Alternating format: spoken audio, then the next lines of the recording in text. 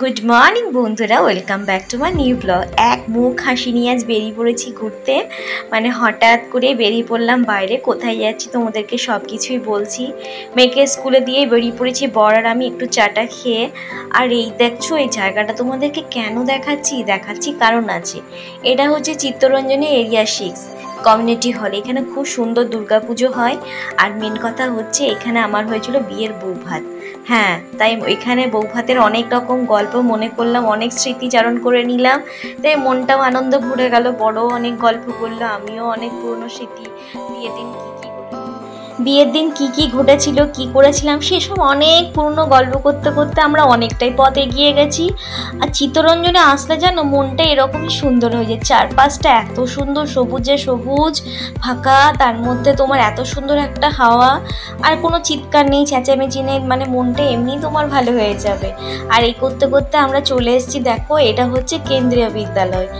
এই আমি প্রথম দেখলাম। আমি এর আগে এসেছি কিন্তু আমি দেখিনি, এই রাস্তা দিয়ে আমি যাইনি।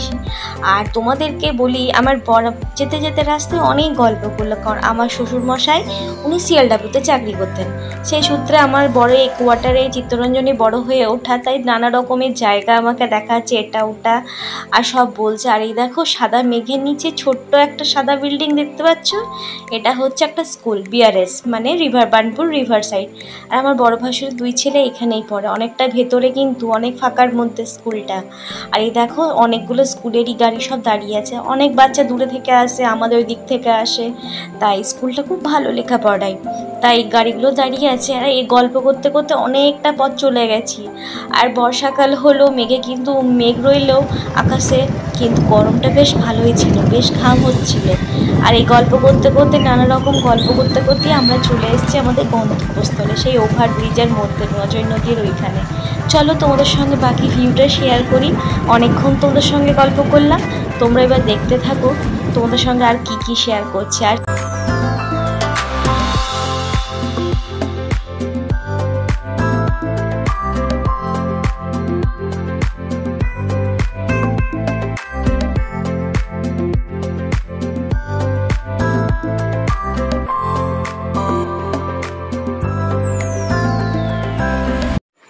বন্ধুরা, প্রাকৃতিক দৃশ্য দেখে মনটা ভালো হয়ে গেল, একটু কষ্টও লাগলো। অন্যান্য বছর জলে এই সময় ভরে যায়, ওর জলের উপর দিয়ে কত বড় বড় গাছপালা, কত কি ভেসে চলে যায়।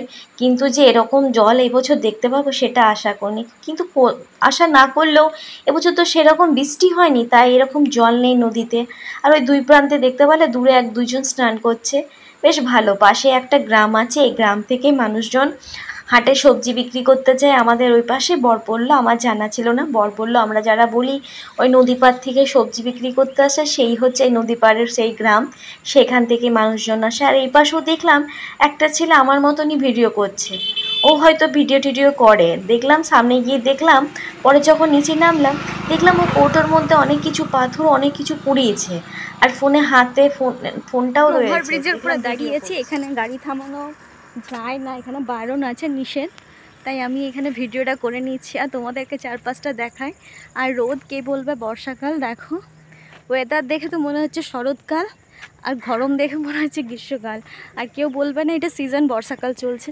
আর চারপাশটা একবার দেখো, জাস্ট ওয়াও। চলো একটু নিচে নেমে তোমাদের সঙ্গে শেয়ার করি নিচটা।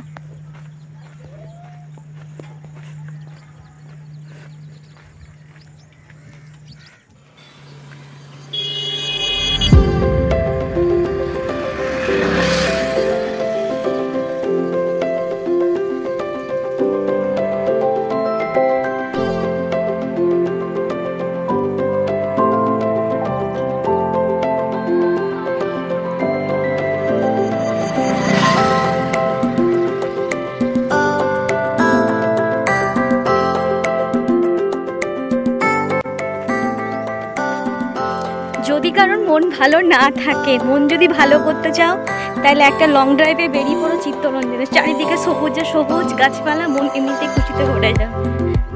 আর এই জায়গাটা হচ্ছে একটা প্রোটেক্টেড এরিয়া, তাই এখানে রয়েছে পুলিশ কর্মচারী।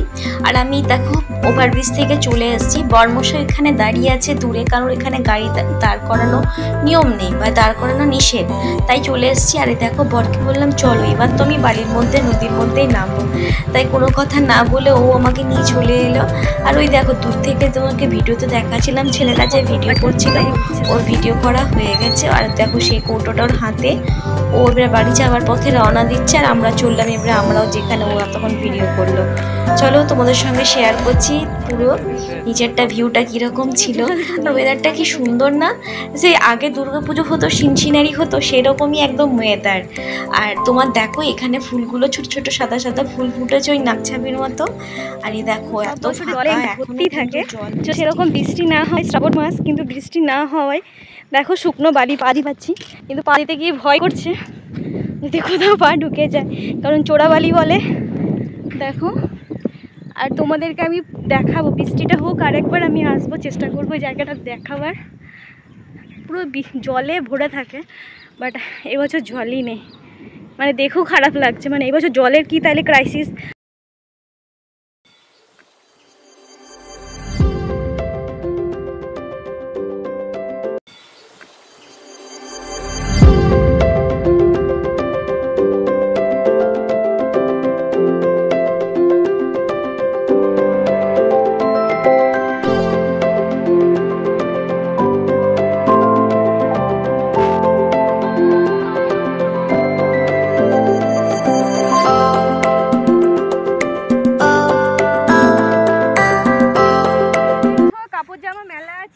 লোকজন থাকে না গো, ওরা কারা থাকে ওইদিকে?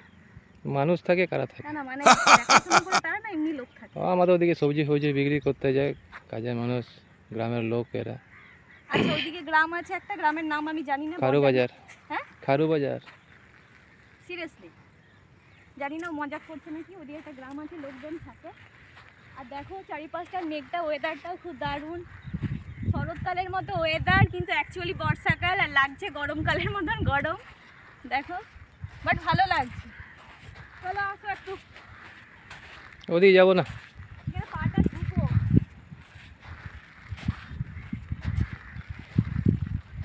এবার আমাকে ওটা ব্যাক করে একটা ক্যামেরাতে ছবি তুলে দাও, যাতে আমি ইয়ে লাগাতে পারি সামনে।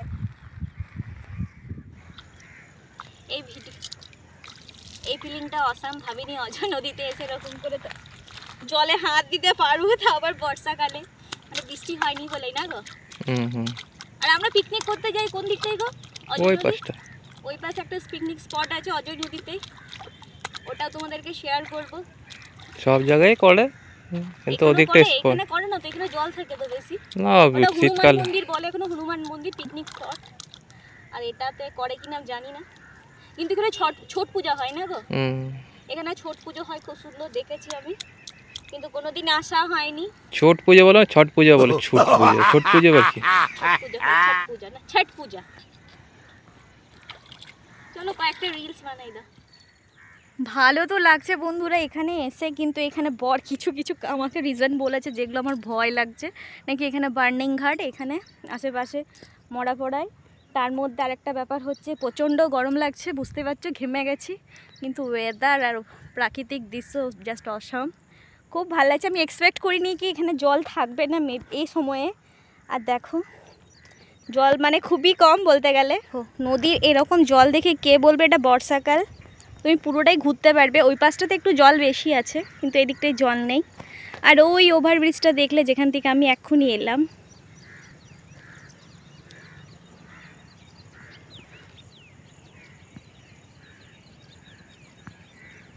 বর্ষার সময় কত কি চলে যায় ভেসে। আর আমার বর ক্লান্ত হয়ে বেচারা ওইখানে বসে রইল, থাক। কিন্তু একদিক থেকে আমি খুব লাকি, মানে যেটা বায়না করি সেটাও রাখে। এত গরমও আমাকে নিয়ে এসছে, আর আমি যে এত রকম করে যাচ্ছি দুষ্টুমি, কিন্তু আমার দুষ্টুমি রেখেছে। চলো এবার বাড়ির পথে যাই। মেঘলা ওয়েদার থাকলেও প্রচণ্ড এখন গরম।